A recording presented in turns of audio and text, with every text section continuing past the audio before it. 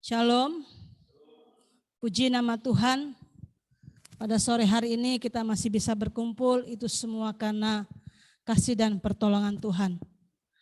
Hari ini saya akan mengambil satu tema, yaitu peran orang percaya di tengah era disrupsi. Bapak Ibu Saudara yang dikasihi oleh Yesus Kristus, kalau kita bicara tentang istilah disrupsi, itu dari asal katanya adalah disrupt, yang berarti mengacaukan, yang berarti mengganggu. Ya, bisa layarnya?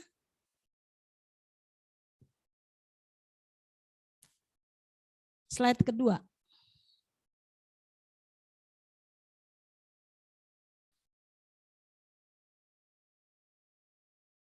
Ya.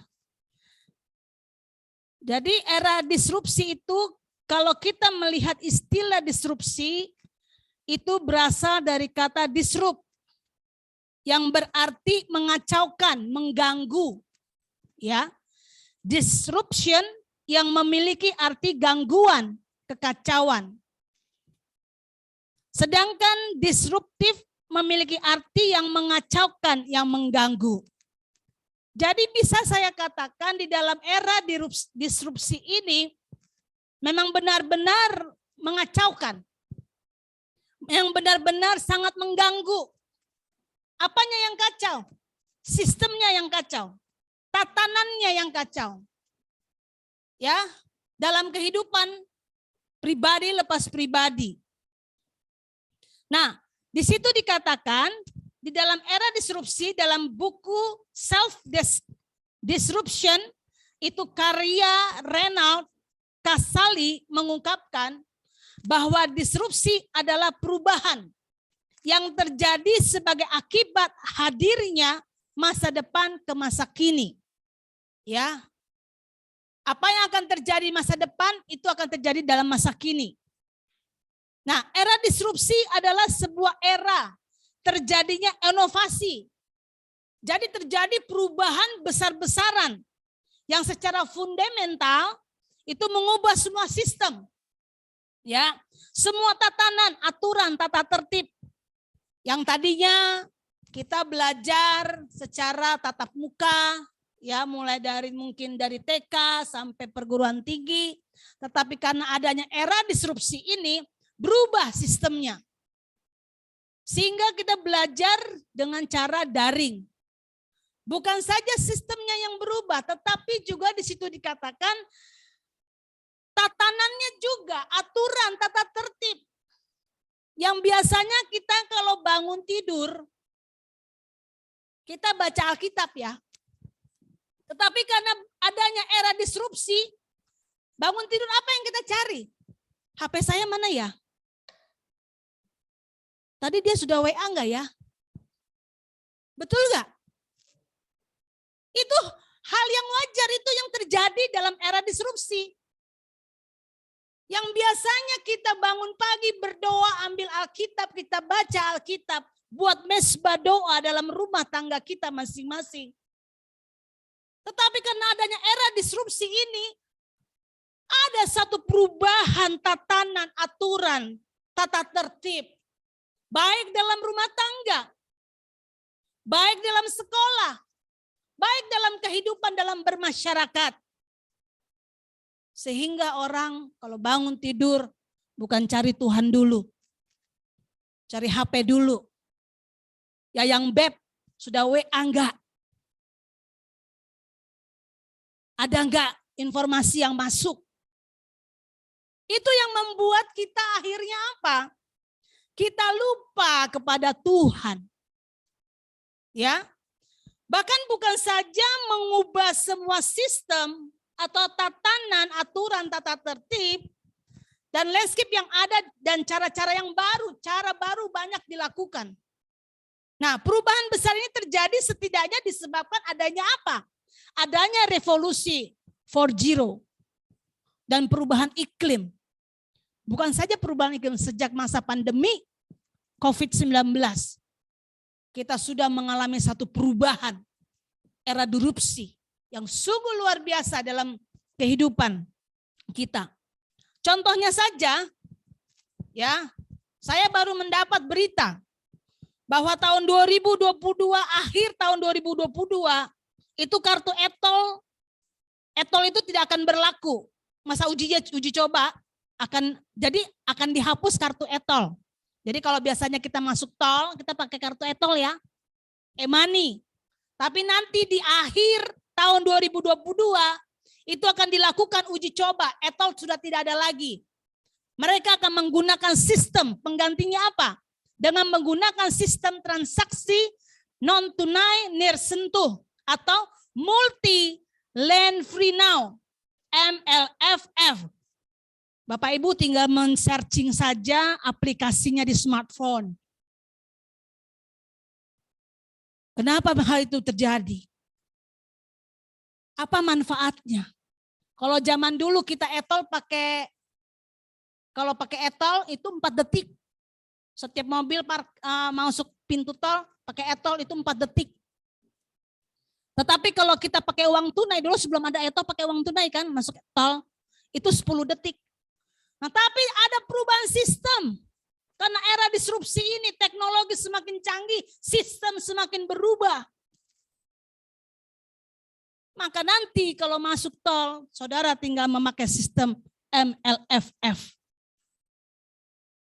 Jadi Anda tinggal mencet di smartphone aja mau ke tol mana, jegret langsung. Jadi nggak usah antri lagi, tinggal jalan aja. Akhirnya apa yang terjadi? Pengangguran semakin banyak. Kejahatan semakin pun bertambah. Betul tidak? Bapak Ibu Saudara, tentu ada dampak sisi positif dari era disrupsi. Dampak positifnya apa? Bahwa masyarakat akan mendapatkan informasi yang up to date. Benar nggak? Wih, gaya rambutnya sudah beda, buka di searching. Betul kan? Yang rambutnya mungkin cuman di tengahnya, ada rambutnya di tengah, di sini botak. Betul toh? Ada searching lagi baju. Ya kan? Ya mungkin tank topnya bagaimana, mungkin tali 1 kah, tali 2. Berubah, update. Katanya kalau orang nggak update katanya apa? Jadul. Ya, bahkan sampai ada orang saking update-nya, padahal di lemari masih ada banyak baju, beli baju. Ada sepatu karena ngeliat update, wih ada sepatu keren, beli. Tidak mau kalah. Benar gak? Ini anak saya selalu update ya. Dia minta, Mak beli sepatu. Oh no, tidak. Lihat di lemari masih ada sepatumu. Keinginan sama kebutuhan beda tipis loh. Keinginan mau aja, keinginan mata mau beli ini, tapi belilah sesuai dengan kebutuhanmu. Saya bilang, itu keinginan apa kebutuhan? Mau, Mak, ingin. Oh jangan. Sepatumu masih ada yang hijau, masih ada yang putih, masih ada yang ini. Karena anak saya yang bontot SMA kelas 1. Dia ingin. Wah, apalagi anak saya yang nomor 3 yang kuliah di Maranatha. Wah, dia stylish banget. Mulai dari rambut sampai ke bawah. Dia bilang, Ma, dia kos di Maranatha kan? Aku mau beli kaos hitam. Memang kau gak punya kaos hitam? Kayaknya kemarin kau punya kaos hitam. Enggak beli, gak usah. Kecuali kalau punya uang, kau sendiri punya uang, beli aja. Mama nggak kasih. Keinginan, karena selalu up to date. Dalam setiap berbagai bidang kehidupan manusia. Dia menggunakan sistem informasi dan teknologi yang jauh lebih maju. Bukan saja baju, tapi apa juga HP kan? HP masih bagus, beli yang baru. Bener nggak? Betul nggak? HP belum rusak, udah mau beli lagi. Dahsyat ya. Tapi kalau dipikir-pikir, kalau dihitung itu gaji kita segini bisa beli AP3. Wah, korupsi dari mana itu? Ditangkap KPK bisa. Ya kan? Beli baru update terus. Kecuali kalau sudah rusak. Tidak salah. Saya tidak melarang kalian untuk update terus. Mengikuti zaman. Tapi ingat, mata harus dijaga. Jangan karena keinginan, tetapi harus dengan kebutuhan. Itulah sisi positifnya. Mau cari sesuatu, tugas guru-guru misalnya dari Google. Ya kan? Jurnal dan sebagainya. Nah, itu dari sisi positifnya. Kemudian dari sisi negatifnya apa? Nah, informasi yang disajikan tidak semuanya sesuai dengan nilai dan norma budaya suatu masyarakat. Dan diperkirakan setidaknya nanti ada 5 juta orang akan kehilangan pekerjaan. Akibat apa? Akibat otomatisasi. Apa itu otomatisasi? Itu penggantian tenaga manusia dengan tenaga mesin. Nah, secara otomatis akhirnya terjadilah pengangguran. Di luar negeri sudah banyak di perusahaan-perusahaan, bahkan di sini juga mungkin sudah ada perusahaan-perusahaan yang sudah mengurangi tenaga manusia pakai mesin. Jadi satu orang yang bekerja dia bisa bekerja ke semuanya. Dia pegang bisa multifungsi. Ini negatifnya ini. Ya. Akhirnya adanya tidak semuanya sesuai dengan nilai dan norma budaya. Belum tentu itu sesuai dengan nilai budaya kita, apalagi nilai di dalam kekristenan. Next. Di sini dikatakan ada pendapat dari Dr. Daniel Ronda. Di situ dikatakan informasi dan pengetahuan yang dimiliki saat ini tidak tersaring lagi. Benar ya? Enggak tersaring lagi, semuanya ditelan bulat-bulat. Apalagi anak-anak yang masih balita sudah pegang HP loh. Main game. Itu bahaya nggak menurut Bapak Ibu Saudara? Bahaya. Nah, Acong nanti kalau mau menikah jangan coba-coba kasih anakmu main HP. Jangan coba-coba kasih main HP supaya tenang mama papa ya. Nih aku kasih HP dulu ya. Jangan. Itu bisa mengganggu secara emosionalnya juga. Ya. Dikatakan makanya informasi dan pengetahuan yang dimiliki saat ini tidak tersaring lagi. Sehingga apa? Sehingga banyak bertebaran berita sampah.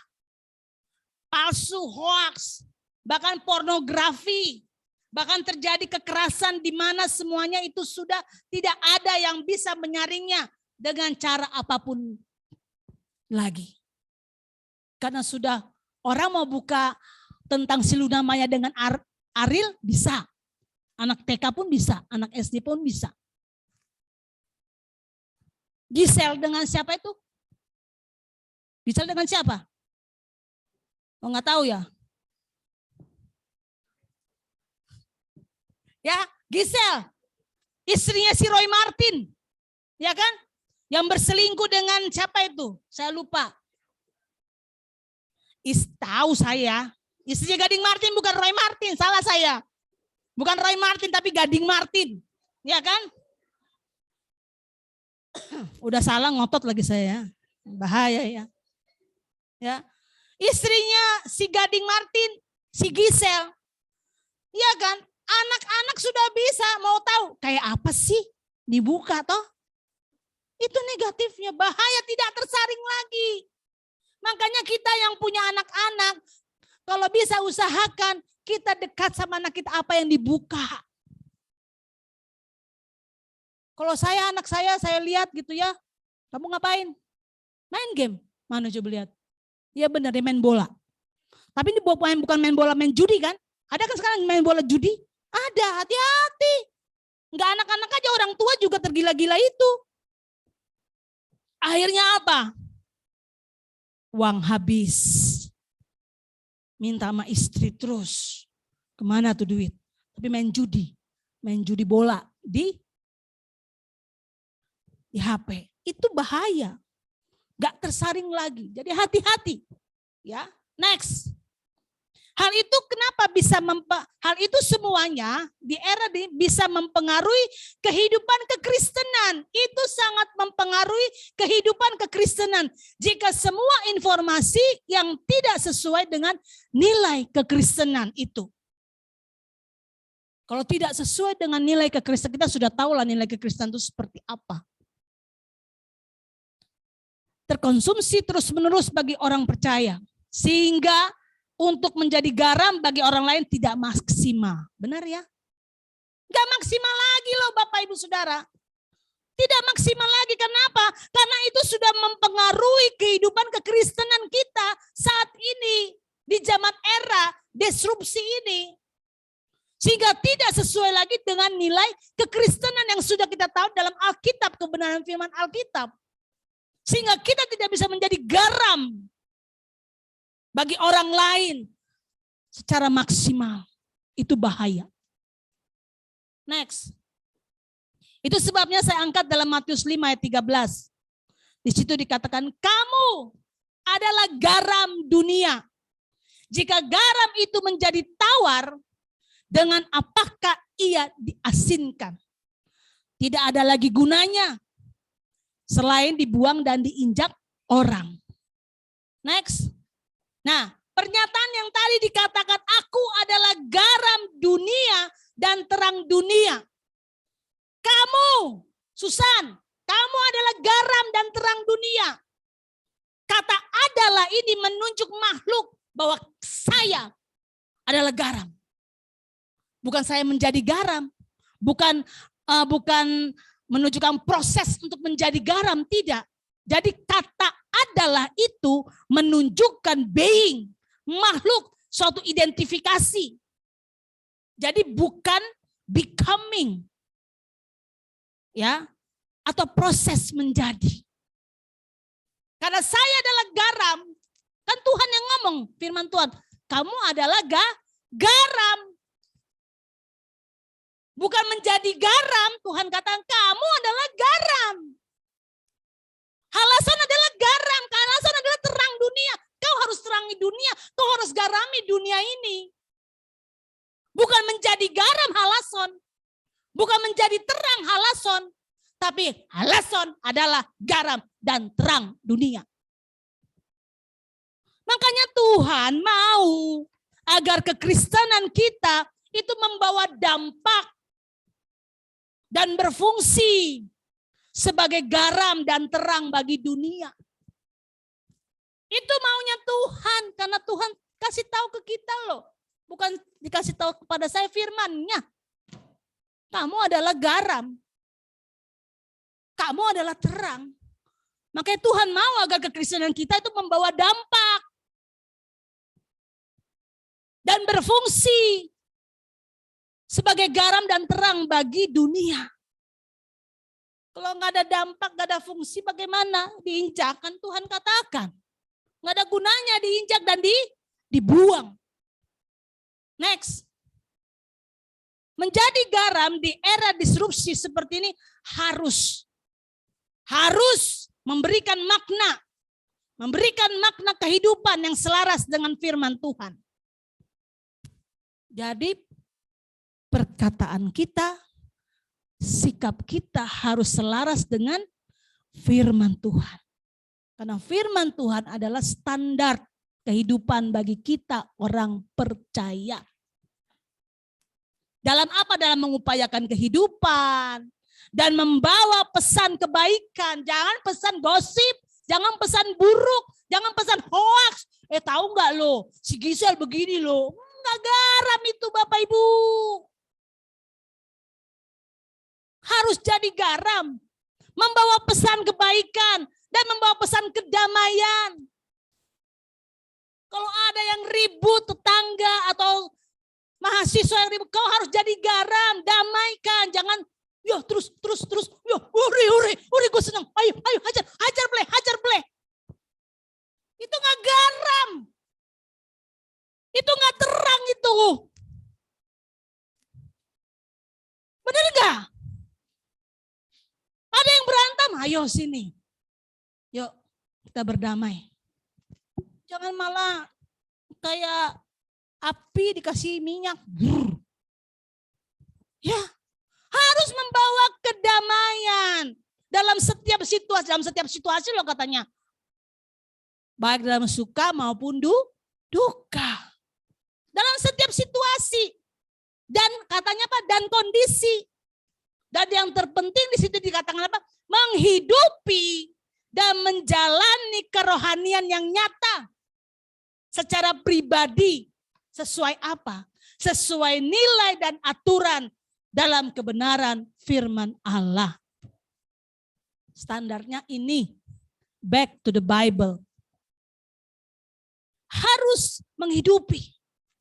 Kalau firman Tuhan itu kita tidak hidupi bagaimana? Hanya baca, lupa. Tapi ingat, oh iya, Yayang Ber tadi bilang pakai baju coklat. Sepatunya putih. Tapi satu firman pun gak ada yang ingat. Itu yang perlu. Menghidupi firman itu. Menjalani kerohanian yang nyata. Secara pribadi sesuai apa? Sesuai nilai dan aturan dan kebenaran firman Allah. Next. Tantangan era informasi menjadi semacam penderitaan. Bila apa? Bila kerohanian dan pertumbuhan imannya tidak kokoh. Benar ya? Kalau imanmu tidak kokoh, maka kerohanian dan pertumbuhan imanmu tidak akan kokoh. Itu akan jatuh dalam era disrupsi. Iman, dasar.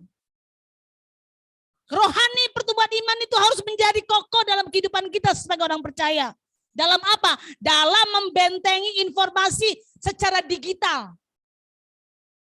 Yang dapat mengubah perilaku manusia. Benar enggak? Pernah enggak ngelihat? Entah ponakan, entah anak lagi main game. Apa ML ya? Apa namanya ML? Panjangan apa itu? Multi Legend. Bego lu, dasar lu, dibanting HP-nya. Perilaku manusia tuh. Jangankan anak-anak, mungkin kita yang main. Ada nggak orang tua yang main ML? Ada. Jangan salah. Udah gila dunia ini.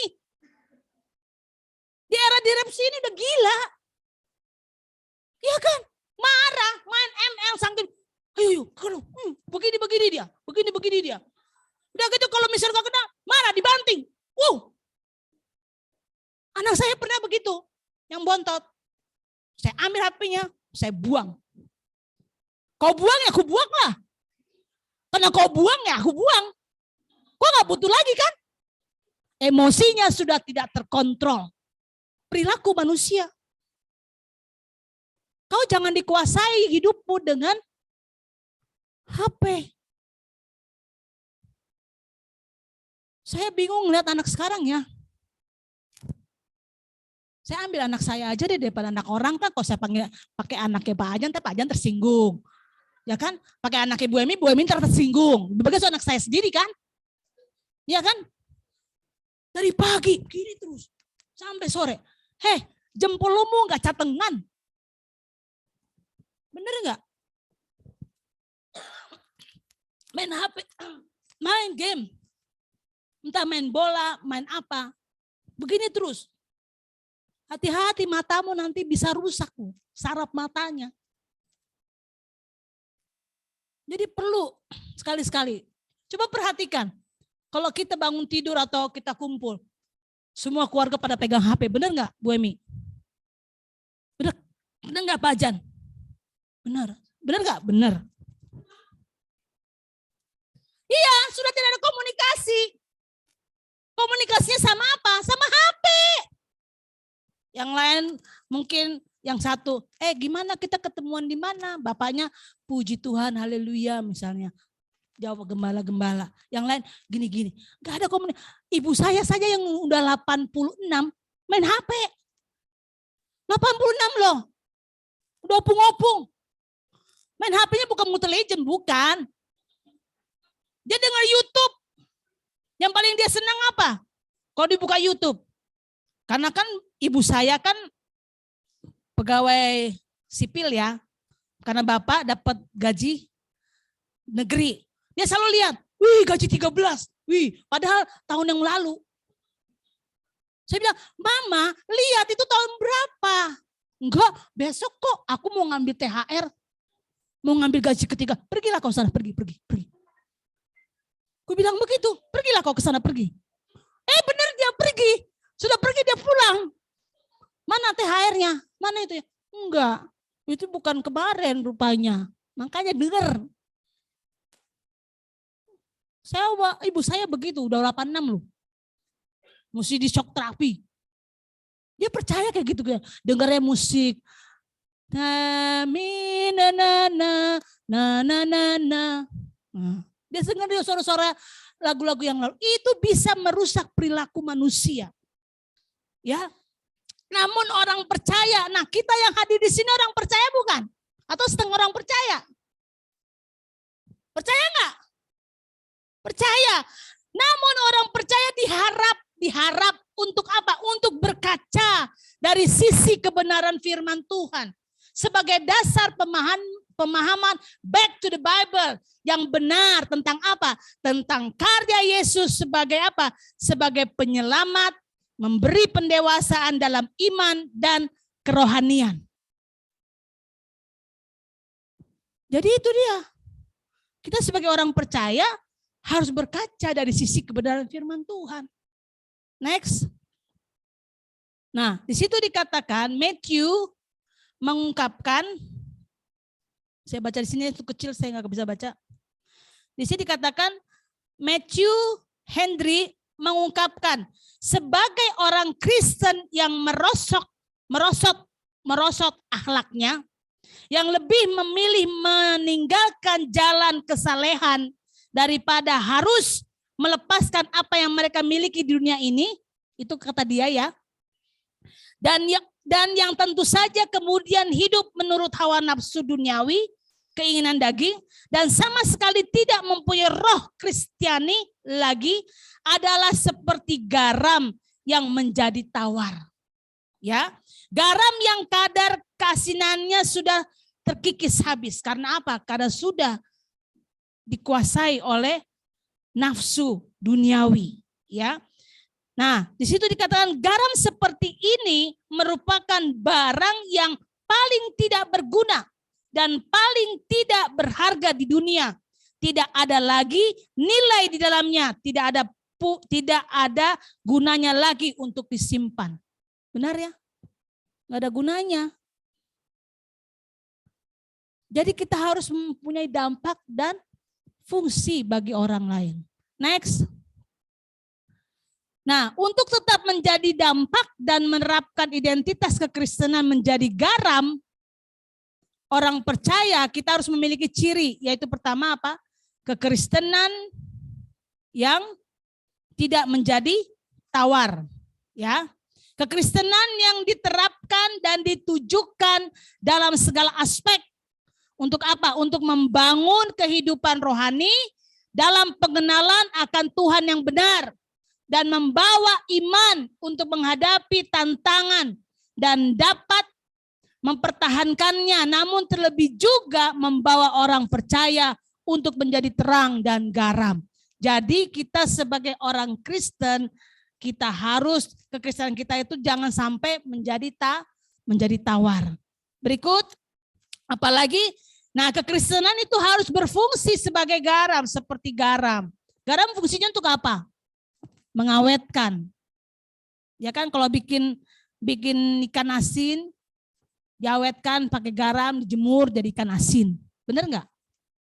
Supaya tidak jadi pembusukan pakai garam. Ya. Jadi kekristenan itu harus berfungsi seperti garam.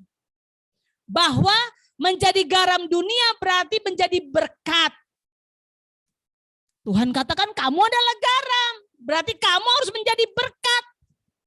Berkat dengan tindakan dan dengan segala perbuatan termasuk dalam perkataan. Kamu adalah garam. Ayo perbuatanmu, perkataanmu harus menjadi berkat. Jangan kutuk. Jangan sekali-kali kita mengutuki ponakan kita, bego lo, bodoh lo. Jangan, itu enggak garam. Tapi jadilah hebat anak mama, pintar. Walaupun angka 4. Ya Yurita? Kaget ya? Jangan kaget, saya enggak gigit kamu. Ya, walaupun dapat 4, angkat dia. Mama bangga, tapi mama lebih bangga kalau kamu besok lebih dapat 8. Ada motivasi terbangun? Terbangun. Dasar lu bego lu, gak tahu apa-apa lo, dasar otak udang. Tahu gak otak tai udang di mana? Di kepala kan? Padahal kita kepala udang sering kita makan kan? Enak. Berikut. Kekristenan harus memuliakan Tuhan dalam hidupnya. Jadi kekristenan itu harus memuliakan Tuhan dalam hidup. Di situ dikatakan segmen menyampaikan pandangannya bahwa manusia yang dipanggil Allah dan dikaruniai Roh Kudus bukan hanya diselamatkan dan dibenarkan untuk diri sendiri, melainkan juga diberi kemampuan untuk apa? Untuk menjadi manusia yang benar, di mana di tengah-tengah ciptaan ini sebagai makhluk yang dalam banyak hal hidup terikat atau bersekutu dengan makhluk lain. Jadi hidup kita harus memuliakan nama Tuhan. Amin. Next. Kesimpulannya. Nah, apa peran orang percaya di tengah era disrupsi? Adalah yang pertama, kekristenan yang tidak menjadi tawar. Janganlah kita menjadi seorang Kristen yang tawar hati. Ya, yang kedua, kekristenan harus berfungsi sebagai garam. Harus berfungsi sebagai garam dan terang. Yang ketiga, kekristenan harus memuliakan Tuhan dalam hidupnya. Amin. Maukah kita menjadi garam dan terang? Karena firman Tuhan yang katakan, loh kamu adalah garam. Bukan menjadi garam, kamu adalah garam. Kamu adalah terang dunia. Marilah hidup kita menjadi, jangan hidup kita, hidup kekristenan kita menjadi tawar. Tapi marilah hidup kekristenan kita itu memiliki fungsi seperti garam yang menggarami orang yang banyak. Jangan orang lagi sedih, kita ore. Enggak. Jadi garam. Sakit doakan. Ya Aneta ya. Antoneta. Ya. Kita harus doakan dia. Kita kan garam. Salah satu tadi sudah apa? Persembahan dijalankan. Sekarang tugas kita sebagai orang percaya berdoa. Tidak ada yang mustahil bagi Tuhan. Tuhan pakai tangan dokter. Amin. Amin. Kau percaya kau sembuh? Amin. Nah, kita juga dikatakan janganlah kita sebagai kekristenan kita dalam kekristenan kita Tuhan mau supaya hidup kita memuliakan nama Tuhan. Amin. Mari kita berdoa.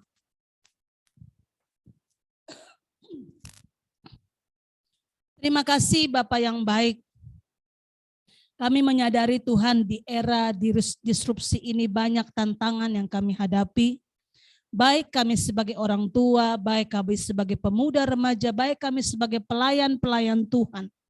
Tetapi firman-Mu pada saat ini mengatakan, kamu adalah garam dan terang dunia. Oleh sebab itu Tuhan, biarlah kehidupan kami sebagai kehidupan kekristenan, kami dapat menerangi, kami dapat menggarami orang-orang di sekitar kami. Sehingga kami tidak tawar, tetapi kami dapat membawa fungsi, membawa dampak di dalam kehidupan, dalam segala aspek Tuhan. Sehingga banyak jiwa-jiwa Tuhan yang dimenangkan, sehingga nama Tuhan dipermuliakan. Dalam nama Tuhan Yesus, kami bersyukur dan berdoa kepadamu. Haleluya. Amin.